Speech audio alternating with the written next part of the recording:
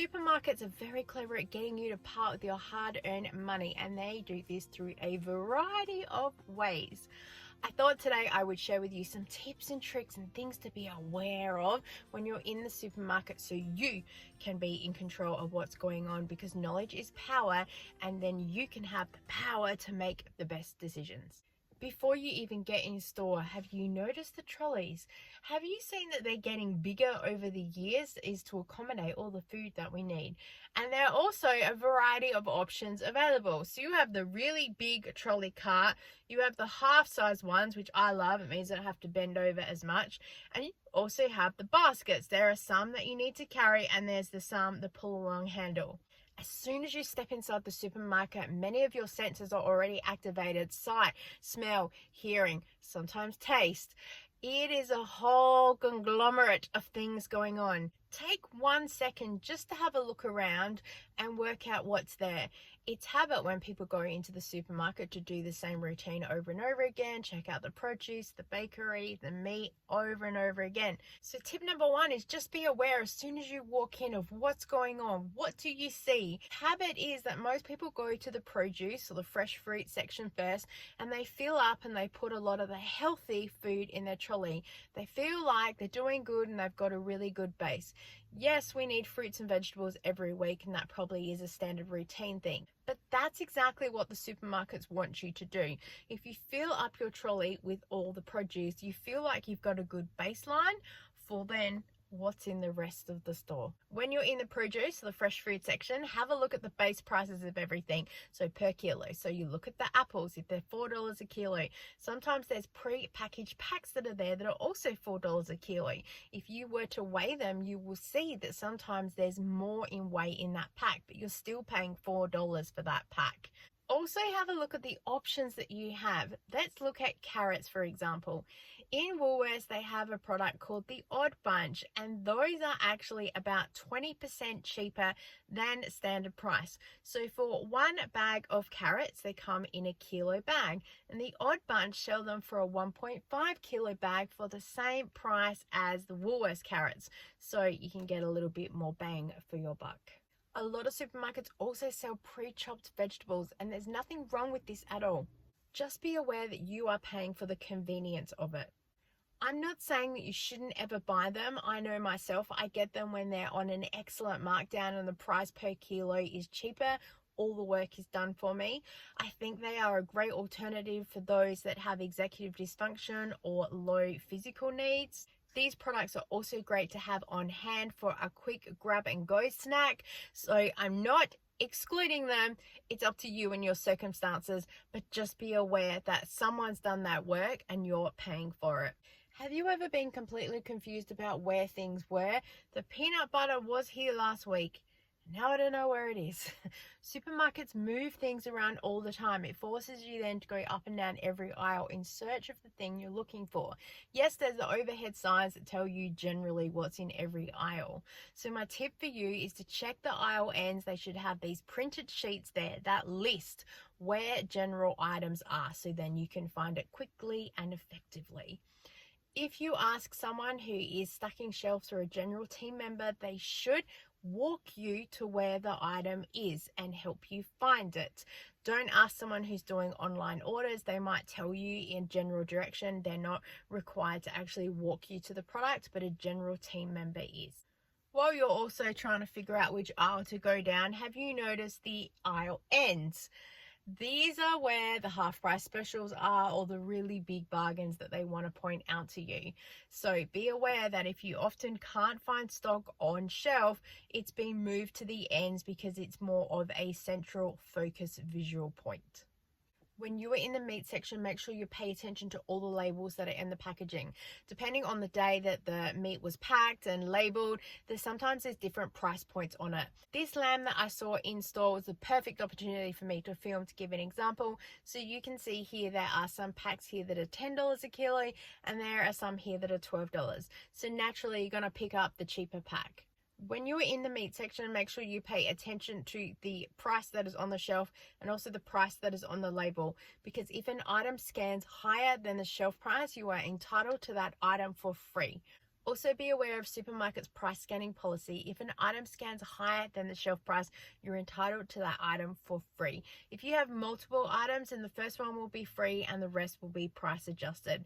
Please do check out the policy for yourself. At time of recording in June 2024, that's the policy that I am aware of. Things change. They used to be the first one was free, the second one would be half price, and the rest were price adjusted.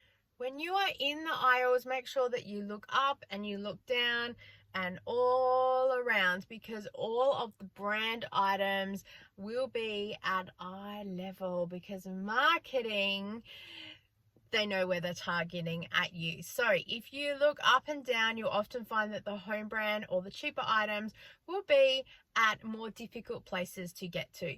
Do you know the amount of times I've had to squat down and reach right at the bottom of the shelf to pick up a packet of the chocolate chip cookies? You've probably seen it in my grocery hauls all the time.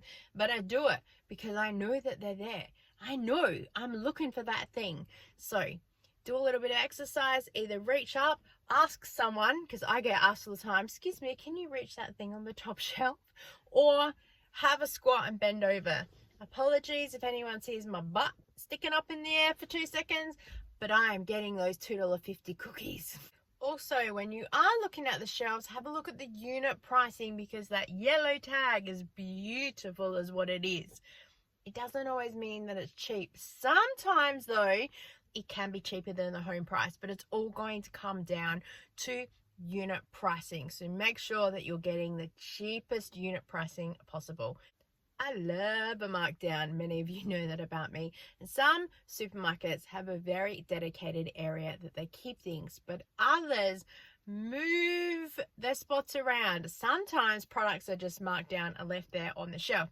Other times they're moved to a designated aisle or area. It depends if it's a pantry stable or a fridge type thing. So make sure that you are looking all around the store and keep aware of what's going on. Another tip to be in control is to make a list and even price track with things that you need. So then you are in control. You're going to tell the supermarket what you need. You're not going to let marketing and advertising dictate to you. Sure, keep a list of the half price specials that you're going to check out and be aware of what's going on and see how that fits into your budget. But be prepared. Did you know that the fridges are at the back of the supermarket? It means you have to walk all the way through to find the milk. Now, the supermarkets claim that the fridges are near the back because that's where the docks are, and it's the quickest way for milk to get off the truck and into the fridge. But still, convenient that you need to pass through a lot of things to get to the fridge. So put on your blinders if you just need milk and go straight there. Don't forget to check out the deli. They often have cheaper products that are in there compared to what's packaged on the shelf, especially when it comes to the small goods like salami and ham. You will see lots of pre-packaged stuff, and while this is a very convenient and easy way, in the deli they're often cheaper. In Woolworths, they have deli-only specials as well. So you'll see on top of the little labels, it will say an extra 20, 30, 50% off because they're trying to clear out that stock. So be aware of the sales that's going on. Chicken is a prime example. In the deli, it's often cheaper than the packaged on the shelf. Although on the shelf is where also you'll find the markdown chicken.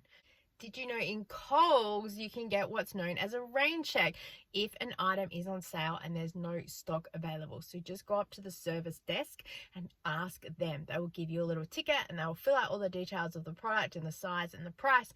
You have 30 days to claim. At the time of recording this, Woolworths is no longer doing rain checks. Also in Coles, did you know you can get a voucher for a free hot chicken if there are none available between the hours of 9 a.m. and 8 p.m. I believe it is, not on a public holiday as well. I've talked about it in previous videos, but if you go there and there's no hot chickens available, you can just ask at the deli and say, could I please have a voucher for a hot chicken? There are a whole lot of terms and conditions, like they will say to you, oh, it's about to come out in 10 minutes, so that apparently means you can't have one. It just varies from store to store. It's meant to be a nationwide thing, but every store apparently has different policies, so just ask. Have you ever seen samples in store? Oh, sometimes they are very yummy and they are there to sell you a product. Costco do this ever so well because they are right near where the product is stored. So you sample it and then you see it, and then it encourages you to buy. You will find them throughout the store depending on where products are located. Sometimes they're at the end of a dairy aisle, especially they'll point you to where the product is. Sometimes they'll have products right there, and so if you show some sort of interest, they'll go, here you go.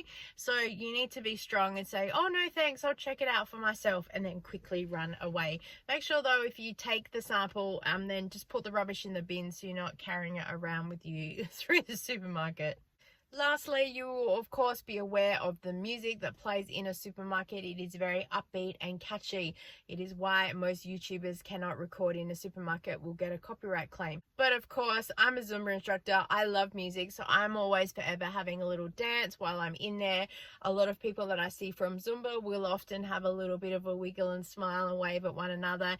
It is just to keep you happy and upbeat while you're shopping, to make it a more enjoyable experience. For me, I also get some inspiration hearing some songs and think, oh yeah, we should put that in Zumba. So for me, the music is just a side thing.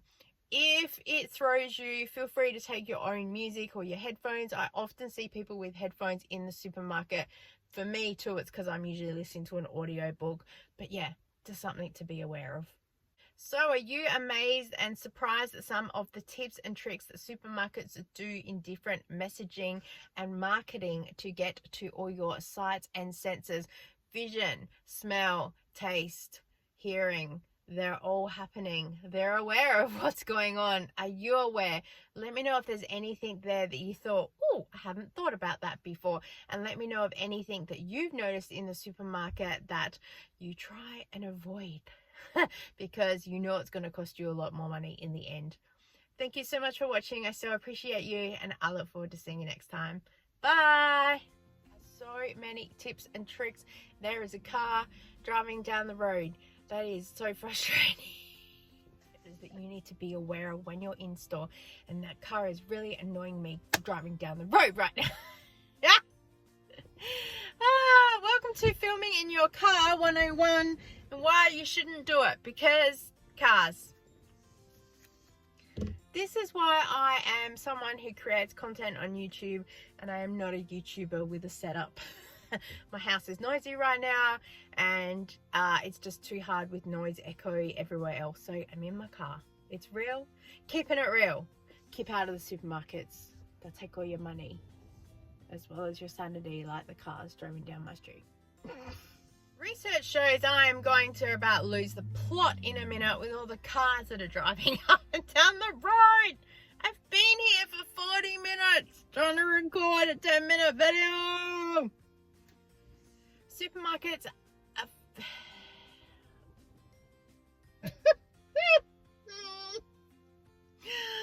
Oh, this is going to make the bloopers reel for sure. For sure.